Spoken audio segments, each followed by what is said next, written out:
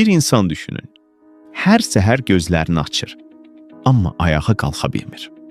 Yeməyini öz əli ilə yeyə bilmir. Geyinmək üçün köməyə möhtacdır. Dərmanını vaxtında qəbul edə bilmir. Bu, minlərlə insanın gündəlik mübarizəsidir. Və bu yolda onlara dəstək olan görünməz qəhrəmanlar var. Gəlin bu sosial layihədə bir olaq və qayğıkeşlərimizin həyatını birlikdə dəyişək. Bu baxıcı 24 saat, 365 gün məsuliyyət daşıyır.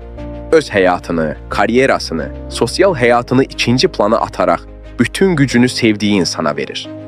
Fiziki yorğunluq, yuxusuzluq, psixoloji tükənmə, maddi sıxıntı, hüquqi əsas. Bu vicdan məsələsi deyil, vəzifədir. Azərbaycan Respublikasının konstitusiyası sosial dövlət prinsipini açıq şəkildə təsbit edir. Birləşmiş Millətlər Təşkilatının əlillərin hüquqları haqqında konvensiyası baxıcıların əməyini insan hüquqlarının ayrılmaz hissəsi kimi tanıyır.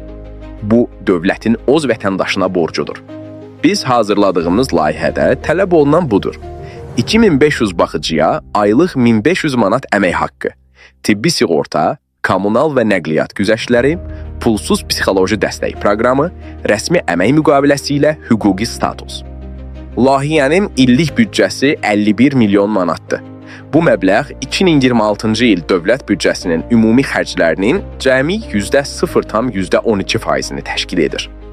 Bu o deməkdir ki, yalnız həmin 40 günlük windfall gəlirinin 4,3%-i bu layihənin tam bir illik xərclərini ödəyir.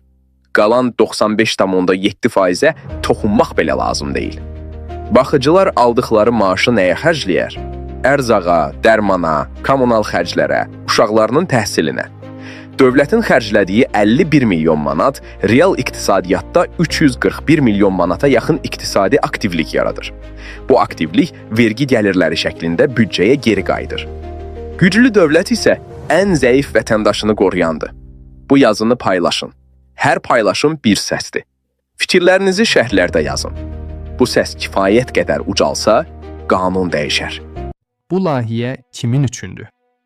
Bu layihə yalnız əlillər üçün deyil, yalnız baxıcılar üçün deyil. Bu layihə bizimlə bir ölkədə yaşayan hər insan üçündür. Çünki sabah bu vəziyyət sizin ailənizdə də ola bilər. Azərbaycan dünyəvi dövlətdir. Güclü dövlət isə ən zəif vətəndaşını qoruyandır. Sizdən xahiş, bu yazını paylaşın. Hər paylaşım bir səsdir. Fikirlərinizi şərhlərdə yazın.